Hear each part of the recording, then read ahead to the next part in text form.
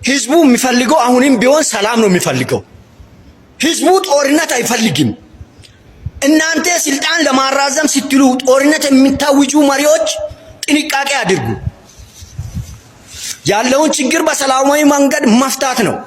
ህዝቡ ካሁን በኋላ በሰላም መኖር ብቻ ነው የሚፈልገው። በአገሪቷ ላይ ጦርነት የሚያውጅ መሪ ሳይሆን እሱ ተልእኮ ያለ ሰይጣን ነው። ለምን እናቶች ያለቅሳሉ? ለምን ህፃናት ይሞታል? ለምን ንብረት ይፈርሳል? ለምን ቤት ይፈርሳል? ለምን ሰው ይቸገራል? ለምን ይሰደዳል? ለምን ይለምናል? ከቤት ወጥቶ ጎዳና ላይ መለመን ደስ ይለዋል እንዴ? እንግዲህ ሰው ከቤት ወጥቶ ጎዳና ላይ ነው የሚለምነው። ጦርነት ካለ የሞተም ይሞታል፣ የቀረም ለማኝ ነው የሚሆነው። ልማት አይኖርም፣ ተስፋ አይኖርም። ስለዚህም ቅድሚያ ለማንም ሰው ለሰላም ነው ቅድሚያ። የትኛውም ፓርቲ ይለፍ በሚቀጥለው መንግስት ውስጥ አንዱ ሜጀር ስራ የሚያስፈልገው ሌቦችን መጥረግ ላይ መሆን አለበት።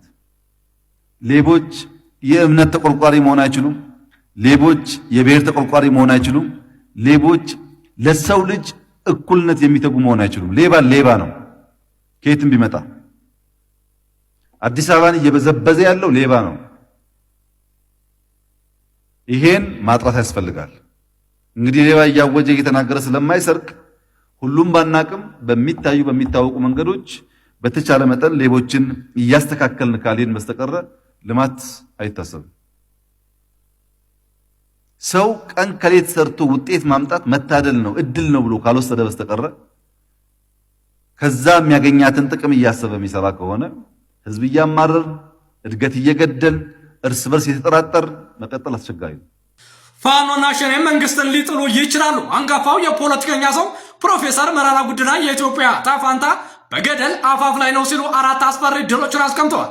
የመጀመሪያው ቀውሱ ተባብሶ መቀጠሉ ሲሆን፣ ሁለተኛው ደግሞ ፋኖ ሸኔና ህወሓት ይዞታቸውን አስፍተው ወደ ማዕከላዊ በመምጣት መንግስትን ሊጥሉ ይችላሉ ብለዋል። ይህ ከሆነ ግን አገሪቱ ወደ ፍጹም መበተን ልትሄድ እንደምችል ያስጠነቀቁት ፕሮፌሰሩ ብቸኛው የድነት መንገድ መንግስትና ታጣቂዎች ወደ ጠረጴዛ ዙሪያ ድርድር መምጣት ብቻ ነው ብሏል። በዚህ ጉዳይ ምን ሀሳብ አስተያየት አላችሁ? ሀሳባችሁን በኮሜንት መስጫ ሳጥን ላይ ማስፈር ትችላላችሁ። ሼር፣ ኮፒ ሊንክ፣ ፎሎ ማድረጋችሁን አትርሱ። ህዝቡ ጦርነት አይፈልግም። እናንተ ስልጣን ለማራዘም ስትሉ ጦርነት የሚታውጁ መሪዎች ጥንቃቄ አድርጉ። በአገሪቷ ላይ ጦርነት የሚያውጅ መሪ ሳይሆን እሱ ተልእኮ ያለ ሰይጣን ነው። ለምን እናቶች ያለቅሳሉ? ለምን ህፃናት ይሞታል? ለምን ንብረት ይፈርሳል? ለምን ቤት ይፈርሳል? ለምን ሰው ይቸገራል? ለምን ይሰደዳል? ለምን ይለምናል? ከቤት ወጥቶ ጎዳና ላይ መለመን ደስ ይለዋል እንዴ? እንግዲህ ሰው ከቤት ወጥቶ ጎዳና ላይ ነው የሚለምነው። ጦርነት ካለ የሞተም ይሞታል፣ የቀረም ለማኝ ነው የሚሆነው። ልማት አይኖርም፣ ተስፋ አይኖርም። ስለዚህም ቅድሚያ ነው። እኛ ሰላም ነው የምንፈልገው እንደ ህዝብ። እኛ ወጥቶ መግባትን ነው የምንፈልገው። እኛ ሰርቶ መለወጥን ነው የምንፈልገው።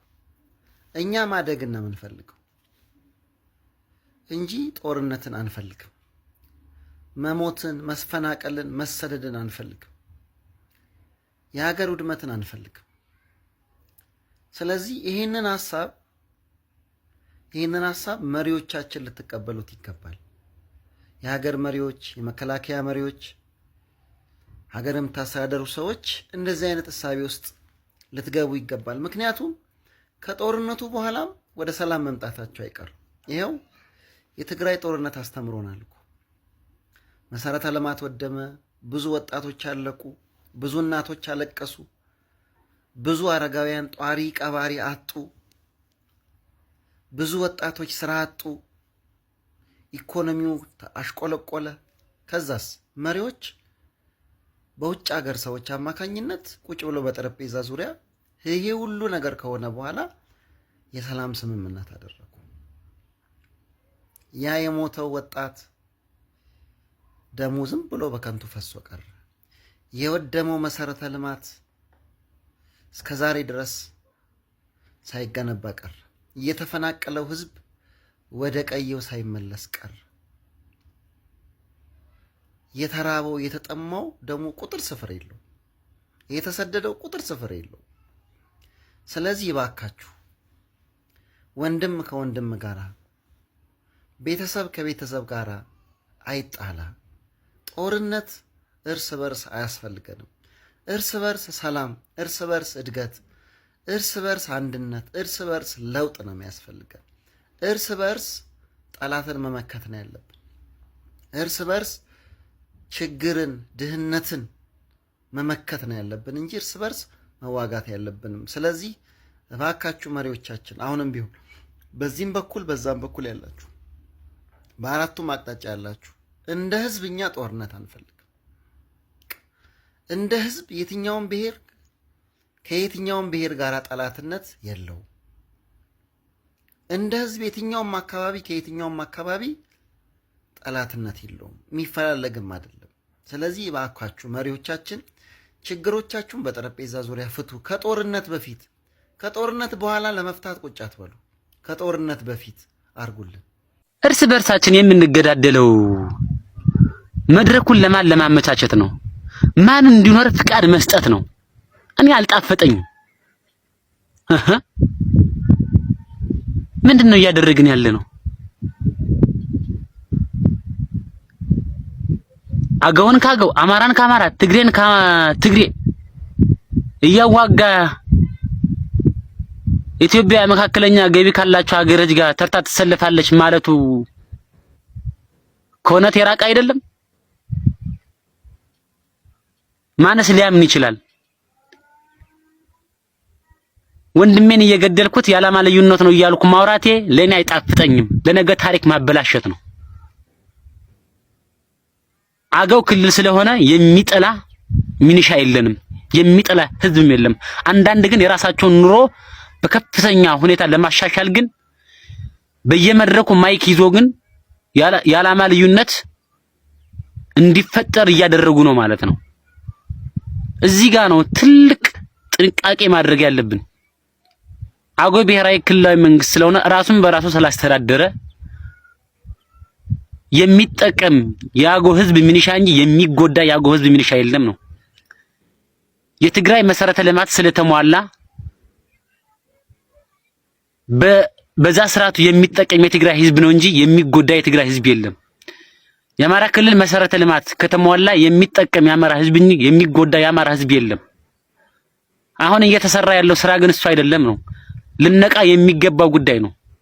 የሀገር መከላከያ ሰራዊትም ቢሆን የኢትዮጵያ ብሔር ብሔረሰብ ሁሉም በሰላም ገብቶ በሰላም እንዲኖር ሰርቶ እንዲበላ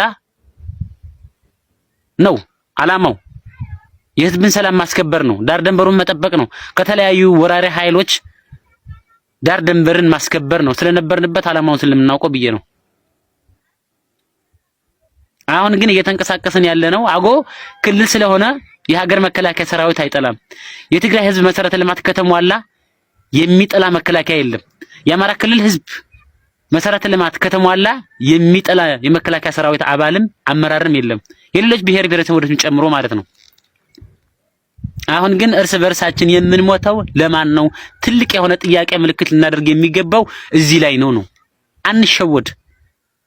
ምንም በማንረብሽበት ሰዓት ላይ ማታ ተኝተን ልናስበው የሚገባው ጉዳይ ነው። ይሄ ጊዜ ሊሰጠው አይደለም የሚገባው። መድረኩን ለሌላ እያመቻቸን እርስ በርሳችን መሟታችን መጋደላችን አያዋጣም ብዬ ነው። የኔ አመለካከት ይሄ ነው። ስለዚህ ልንስተካከል የሚገባው ጉዳይ ነው። አገው ብሔራዊ ክልላዊ መንግስት በቅርብ ይሆናል። አመሰግናለሁ።